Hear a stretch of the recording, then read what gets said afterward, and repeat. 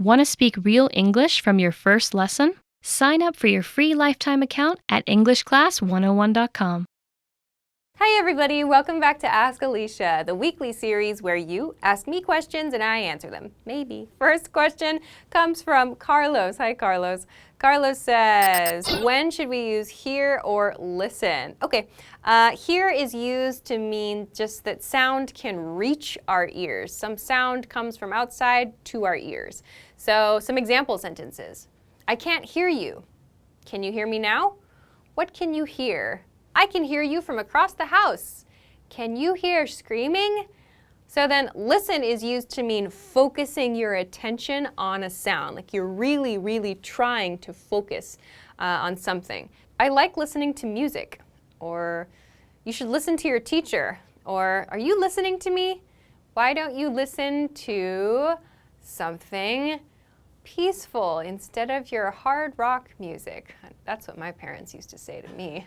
That is a true story. So we use listen to mean focusing our attention on a sound. Hear just means something can reach our ears. I hope that that helps you. Thanks for the question. All right, let's move to your next question. Next question comes from Geliano Sales. Hi, Geliano. Geliano says, hi, Alisha. How do I get confidence to speak English with someone? Well, practice, really.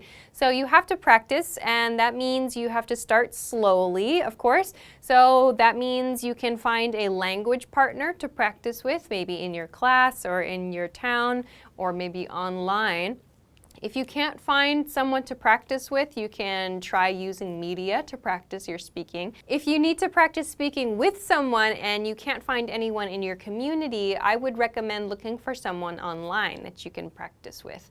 And then slowly keep leveling up your practice partner. And by that I mean try to always work to the next stage of someone who can understand you. So people who are studying other languages or who have studied other languages maybe understand that you don't speak perfectly the way that they don't speak perfectly. And so they're going to be more understanding.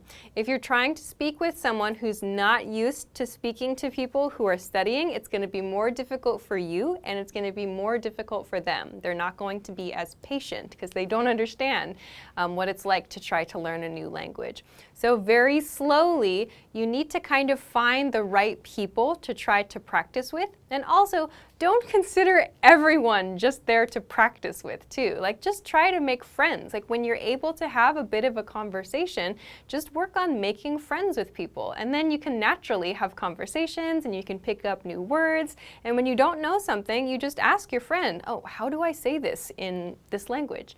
So I would say start slowly, language partner, online or in person, and then very slowly just keep leveling up the kind of people that you talk to. That's what I do, actually. That's really what I do and what I did. So I hope that that helps you. Thanks very much for the question. Okay, let's move on to your next question. Okay, next question comes from Sophie. Hi, Sophie. Sophie says, hi, what are the best books for English learning? The best books for English learning are the books that interest you and that are at your level. There's no one best book for studying English. So if you can find a book about something that you're interested in and it's not too difficult for you, you can use that for your studies.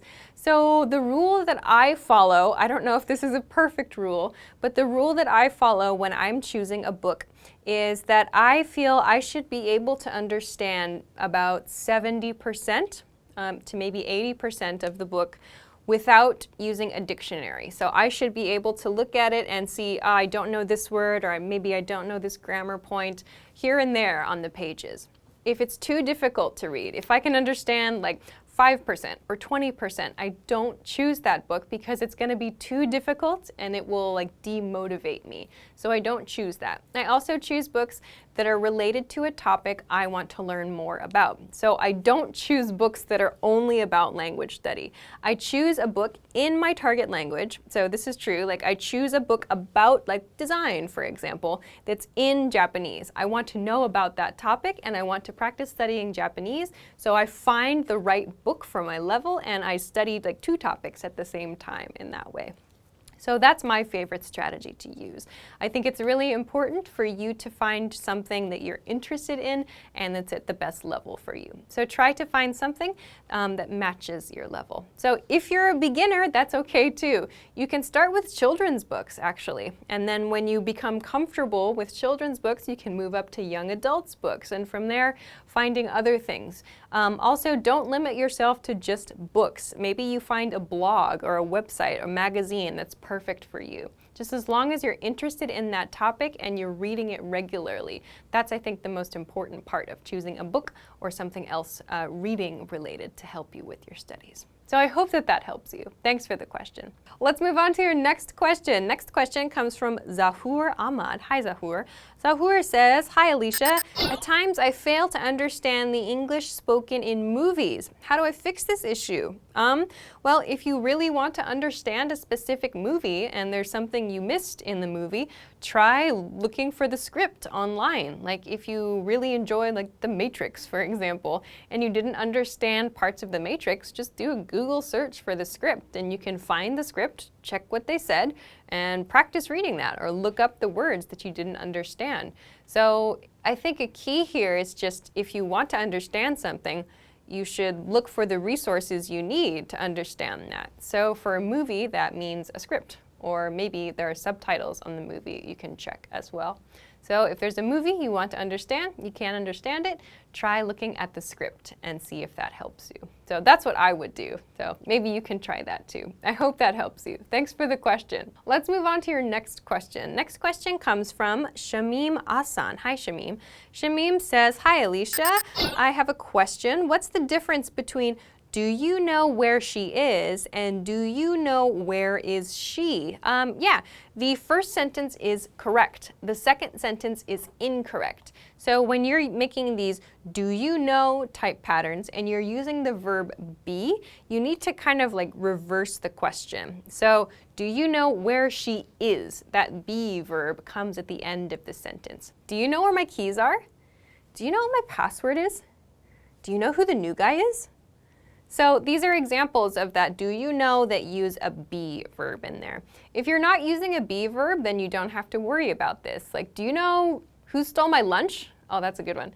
Do you know who stole my lunch? In that one, you don't have to change the question. There's no be verb there. Who stole my lunch is a question on its own. Like, do you know what time it is a be verb question. So we have that is at the end of the sentence. So think about that when you're making those sorts of questions. Hope that helps you. All right, let's move on to your next question. Next question comes from Usama Rajput. Hi, Usama. Usama says, hi, Alisha. Why do we use apostrophe at the end of some sentences? Like in thankin, lovin, thinkin, etc. Yeah, this is just a kind of casual, light, rough spelling of a word that ends in G, I-N-G. So like thinking or thanking or loving or liking, whatever. Something that ends in that ing form. When we want to express it casually, in speech, we often don't say the G sound clearly, like thinkin instead of thinking. So when we're talking quickly, especially, we might not say that G sound clearly, like thinking of you. So it's kind of like an N sound. So in spelling, in like texts, for example, or in stories, we might just use the apostrophe to show that sort of friendly, light, rough way of speaking. So it's not used in formal letters, and it's not used in like polite writing. It's not used in like proper writing. But if you want to have kind of that light, casual feel to your writing, you can use the apostrophe at the end of an ing verb. But just keep in mind, if you use it too much, it sounds really unnatural. You might see it used if someone's joking and they say like, ah, just playing, for example. So it might be in like one set phrase. So we don't use it at the end of everything. It sounds a little weird and it looks weird. But that's what it's there for. I hope that helps answer your question. Thanks very much for sending this. All right, so that's everything that I have for this week. Thank you, as always, for sending your questions. Remember to send them to me at englishclass101.com/ask-Alisha. Also, if you liked the video, don't forget to give it a thumbs up. Subscribe to us if you haven't already, and find us at English Class englishclass101.com for other things to help you with your English studies. Thanks for watching this week's episode of Ask Alisha, and I'll see you again next week. Bye-bye. Want to speed up your language learning? Take your very first lesson with us. You'll start speaking in minutes and master real conversations. Sign up for your free lifetime account. Just click the link in the description.